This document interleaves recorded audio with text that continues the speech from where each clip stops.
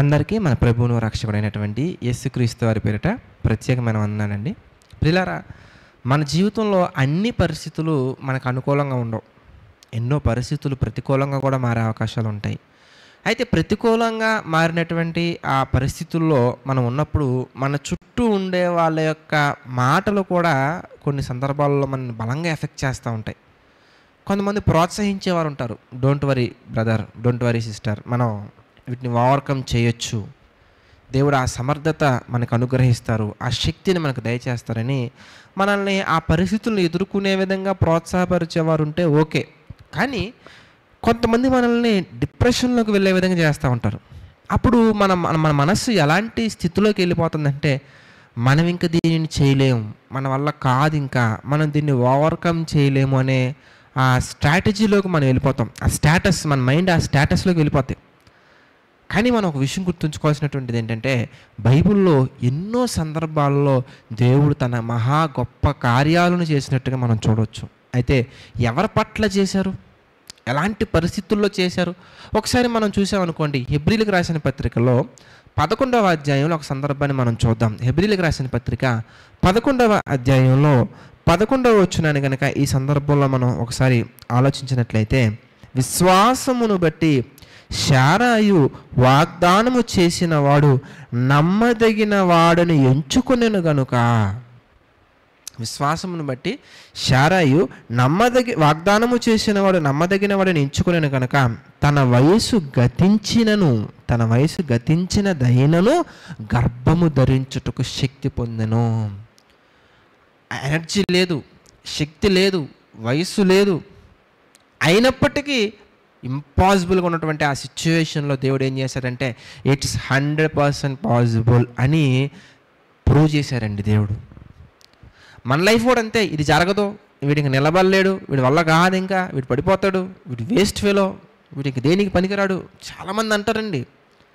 ఆ మాటలన్నిటి పట్ల మనం ఫోకస్ చేసి, ఆ మాటలు మనం పట్టించుకొని, ఆ మాటలు మనం ఆలోచిస్తూ మనం ఉండిపోయామంటే ఏ ఉపయోగం ఉండదండి, ఏ ఉపయోగం ఉండదండి. ఎందుకంటే ఒక్కసారి గనక మీ మనస్సుతోటి దేవుడు చేసినటువంటి గొప్ప గొప్ప కార్యాలను ఒక్కసారి చూడండి.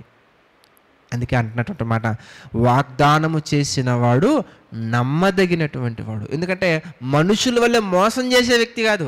చేద్దాం అంటూ ఉంటారు, కానీ ఏం చేయరండి. తప్పకుండా మేము మీ కొరకు ఎదురు చేస్తాం, ఏం చేయరండి. మధ్యలో హ్యాండ్ ఇచ్చేస్తారు, మధ్యలో మనల్ని విడిచిపెట్టేస్తారు. మధ్యలోనే కొంతమంది నడి సంద్రంలో ముంచేస్తారు. బట్ మన దేవుడు అలా కాదండి. ఎలాంటి ఇంపాసిబుల్ థింగ్స్, ఎలాంటి ప్రతికూల పరిస్థితులు మీకున్నా కానీ ఒక్కసారి దేవుని నమ్మండి, ఒక్కసారి దేవుని శక్తిని నమ్మండి, ఒక్కసారి దేవుని మీద ఆధారపడండి. ప్రతిసారి ఆధారపడుతూనే ఉండండి. తప్పకుండా మన జీవితాలలో ప్రభువు చక్కటి గొప్ప కార్యాలు చేస్తారు.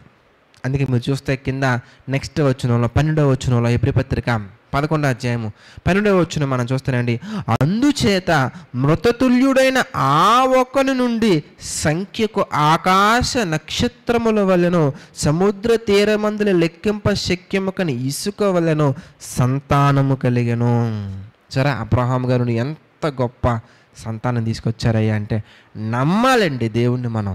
దేవుని మనం నమ్మగలిగితే, ఆయన్ని మనం ఆనుకొని ఉండగలిగితే, ఆయన రెక్కల చాటున మనం ఉండటానికి మనం మనస్సు చూపించినట్లయితే కనుక తప్పకుండా దేవుడు మన జీవితంలో గొప్ప కార్యాలు చేస్తారు. ప్రజల మాటలు పట్టించుకోకండి, ప్రభువు వైపు చూడండి. ప్రభువు మాటను ఒక్కసారి ఆలోచించండి, దేవుని నమ్మండి. తప్పకుండా దేవుడు మన జీవితాలలో గొప్ప కార్యాలు చేస్తారు. ఆత్మ సంబంధమైన ఎన్నో మేలులు మనకు అందించడానికి ఆయన ఎప్పుడు సిద్ధంగానే ఉంటారు. ప్రార్థన చేసుకుందాం. దయచేసి ప్రతి ఒక్కరూ ప్రార్థనలో ఏకీభవించండి. ప్రార్థన. దయగల తండ్రి, ప్రేమగల దేవ, పరిశుద్ధుడ, మహోన్నతుడ తండ్రి, ఎన్నో గొప్ప విషయాలు తండ్రి మాకు నేర్పిస్తూ ఈ డివోషన్స్ ద్వారా తండ్రి మమ్మల్ని బలపరుస్తున్నందుకు కృతజ్ఞతాస్తుతులు చెల్లించుకుంటున్నాం తండ్రి. మీ నామ మహిమార్థమే బలపరచండి దేవా. ఈ వీడియోస్ని తండ్రి, ఈ డివోషన్స్ని తండ్రి అనేక మందికి షేర్ చేస్తున్న ప్రతి ఒక్కరిని తండ్రి పేరు పేరుని మీరు జ్ఞాపకం చేసుకోండి. వారి కుటుంబాలను తండ్రి మీరు దీవించండి దేవా. తండ్రి వారి కుటుంబాలలో ప్రభా ఎటువంటి ఆర్థిక ఆరోగ్య మానసికమైన సమస్యలు తండ్రి ఉన్నట్లయితే వాటిని మీ చిత్త ప్రకారంగా తండ్రి తొలగించండి తండ్రి. వాటిని ఎదురించుటకు కావలసిన శక్తిని తండ్రి దయచేయండి దేవా.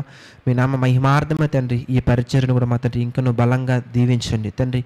ఇంకా అనేక మందికి తండ్రి మీ యొక్క ప్రేమ పూర్వకమైనటువంటి ఈ మాటలు ప్రకటించుటకు బోధించుటకు కావలసిన శక్తిని సామర్థ్యాన్ని తండ్రి, సమయానికి తగినటువంటి జ్ఞానాన్ని మీ చిత్త ప్రకారంగా దీనుడైనటువంటి నాకును మీరు అనుగ్రహించండి తండ్రి. మీ కృపలో ప్రభు బలపరచండి తండ్రి. సమస్త మహిమ ఘనత ప్రభావాలు మీకే చెల్లించుకుంటూ ప్రతి ఒక్కటి తండ్రి మీ చిత్త ప్రకారంగా జరిగించమని నడిపించమని వేడుకుంటూ మా ప్రభువును రక్షకుడైనటువంటి యేసుక్రీస్తు వారి పేరిట ఈ ప్రార్థనను అడిగి వేడుకొనిచున్నాము తండ్రి. ఆమెన్. అందరికీ వందనాలండి. God bless you all.